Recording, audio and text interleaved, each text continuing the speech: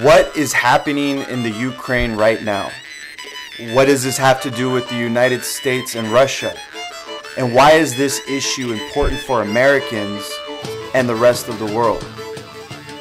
The nation of Ukraine is home to over 44 million people, and for the last 25 years has been the rope in a tug of war between the United States and Russia. Right now, the situation in Ukraine is drawing the US and Russia into a greater conflict that threatens to explode into World War III. In 1991, the Cold War between America and Russia officially ended, giving birth to modern-day Ukraine. Even though the Cold War was over, the forces that control the US government have continued in their pursuit to isolate and dominate Russia. Their main goal is to establish missile bases along Russia's border, deprive them of their naval base on the Black Sea, and cut off their access to sell natural gas and oil into Europe. Ukraine plays a central role since Russia generates much of its wealth by supplying oil and gas to Europe using pipelines that run directly through Ukraine. And already we have seen the US interfere in the Ukraine, most recently in 2004 when the US was caught financing and training political activists in Ukraine in order to overturn the results of their presidential election in what was called the Orange Revolution. And to make Ukraine even more desirable for the US and Europe is the fact that natural gas was recently discovered in western Ukraine in 2013, in which Shell and Chevron have signed deals to start drilling in the early part of 2014. This would allow Europe to become less dependent on Russian gas, making for a weaker Russia and a stronger American empire. All the while, Ukraine is very vulnerable, needing to be rescued from a $15 billion debt in order to avoid bankruptcy. So in a bid to take control of Ukraine, the European Union offered Ukrainian President Yanukovych a deal in November 2013 that would loan the $15 billion Ukraine needed to pay their bills. The deal, however, required Ukraine to impose austerity measures like cutting pay and pensions for workers, the doubling of gas prices, the cutting of social programs for children and the elderly, and a devaluation of their currency, which would have caused a massive increase in prices for everything from food to housing. Most dramatic of all, the deal Europe offered Ukraine would have put them under NATO military command, which means military bases run by the United States on the border of Russia. Yanukovych rejected the offer from the European Union, and immediately violent protests erupted across the nation. So with such violent protests taking place, the question must be asked if Ukrainians genuinely wanted to join the EU so badly that they would violently attack police? Or are these demonstrators motivated by other forces? Last December 2013, the United States Assistant Secretary of State Victoria Nuland admitted to oil executives that the Obama administration has sent $5 billion from American taxpayers to Ukraine in an effort to create political change in their country. We've invested over $5 billion to assist Ukraine in these and other goals that will ensure a secure and prosperous and democratic Ukraine. And former head of the Department of Treasury under the Reagan administration, Paul Craig Roberts, confirmed that the $5 billion paid was for the purpose of overthrowing the Ukrainian elected government. The U.S. has been involved covertly and behind the scenes with the CIA, with the National Endowment for Democracy, and USAID to stir up trouble in Ukraine. So who are the individuals and groups being paid the $5 billion from the Obama administration?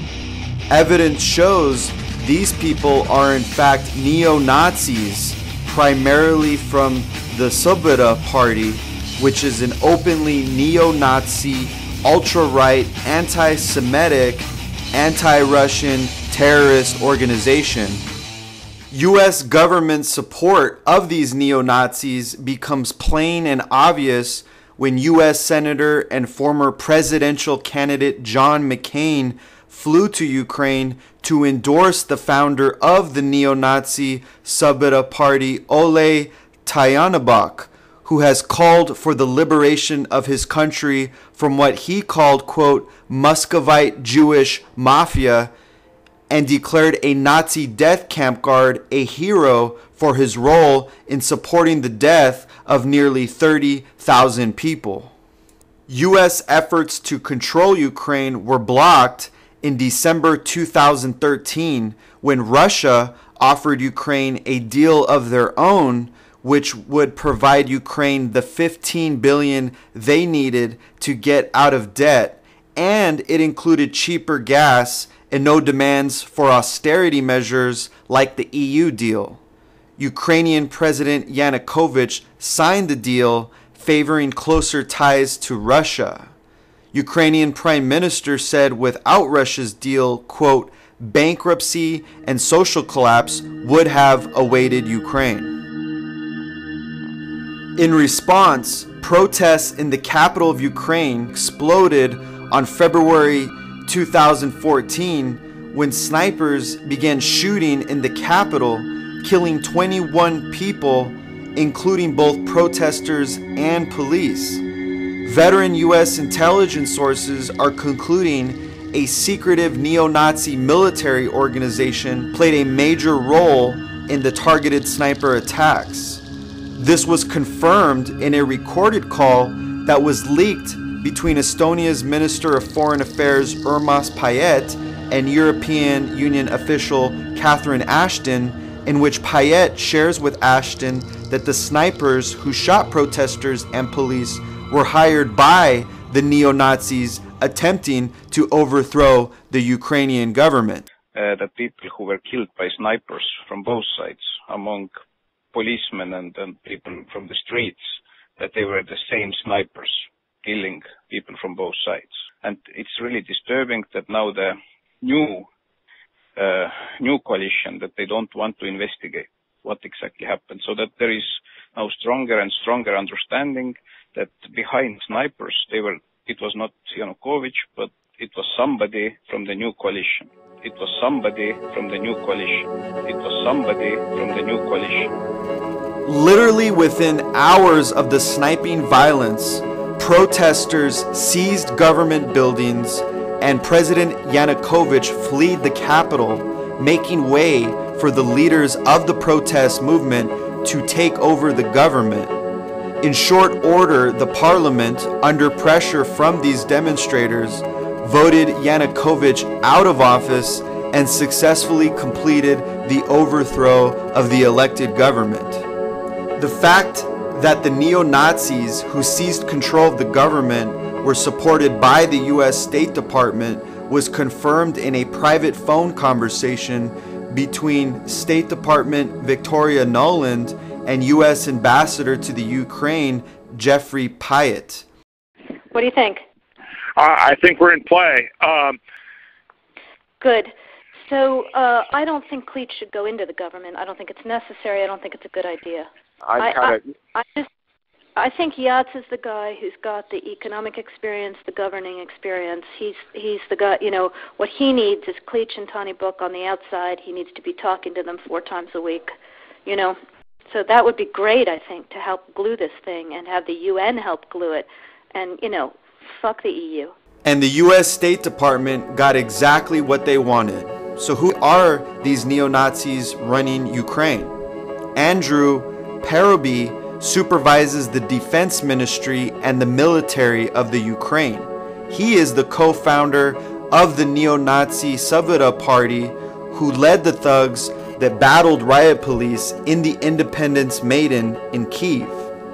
Dmytro Yarosh is deputy to Paroby, who is also an open fascist who led the neo-Nazi group Right Sector. He is now in control of the armed forces of Ukraine. None of this should come as a surprise, considering the fact that the founder of the Svoboda Party, Ole Tyahnabok, has very close ties with the U.S. State Department. Immediately after the new neo-Nazi government took power, they cooperated with every wish the United States held for Ukraine. On March 3, 2014, a deal with Chevron was signed. The self-proclaimed new government immediately put Ukraine into debt by accepting the European Union $15 billion and agreed to so-called reforms which will undoubtedly lead to untold misery for the Ukrainian people. And the very next day, President Obama announced he would send $1 billion of U.S. taxpayer money to this new government in Ukraine. A planned loan guarantee package of $1 billion. And the U.S.-backed radicals have already begun a reign of terror throughout the country, bombing houses, burning down churches, carrying out assassinations, and showing up to local government meetings wielding guns and knives. They have banned the Russian language throughout the country, which happens to be the language of about half of their population. And as a result, 675,000 ethnic Russians have fled the Ukraine for Russia. And already, attacks on Jewish people and synagogues have been reported, to the point that the chief rabbi of Ukraine is urging Jews to leave the capital of Kyiv. And if that wasn't enough, with the new government being in power for a couple of weeks, have already threatened Russia with a nuclear attack. In response to these new threats posed by the new Ukrainian government, the Russian-speaking majority of Crimea rejected the new government as illegitimate and formed militias, making it clear that they did not recognize the new Ukrainian government and called it a coup.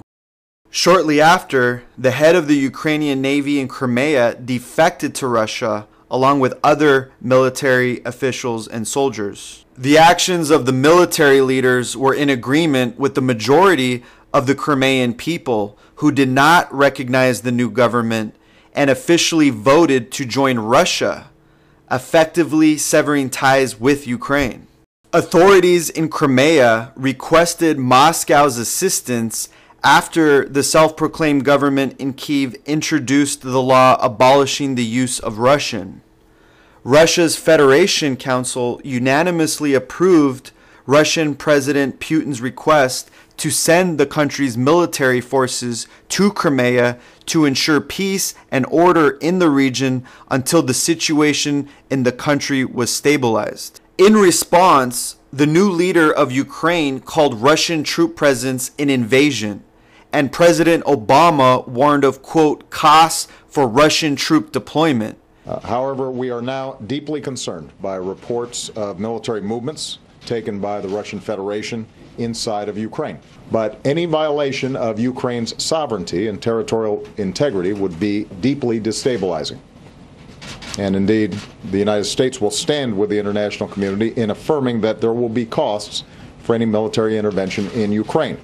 Russia has engaged in a military act of aggression against another country. The president is currently considering all options. They're all on the table. Fascinating is the fact that while Obama and Kerry called Russia's presence in Crimea an invasion, the U.S. corporate media never questioned this claim, despite the fact that Russian troops have been in Crimea for 15 years and share an agreement with Russia known as the 1999 Partition Treaty, which allows up to 25,000 Russian troops, including Russian artillery systems, armored vehicles, and planes on the peninsula. And they say everything that Putin does is illegal. He's no angel, but actually he has some law on his side. They have contracts and agreements and treaties for a naval base there and a permission to go about that area. Not only did the local government of Crimea vote to secede from Ukraine, they requested Russian troops be sent in, as did the deposed yet elected president of Ukraine.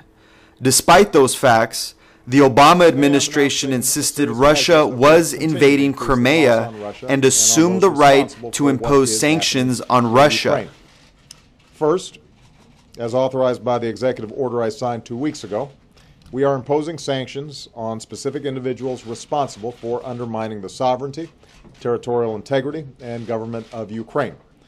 Sanctions are offensive actions that seize private bank accounts and prevent entities from doing business with Russian interests.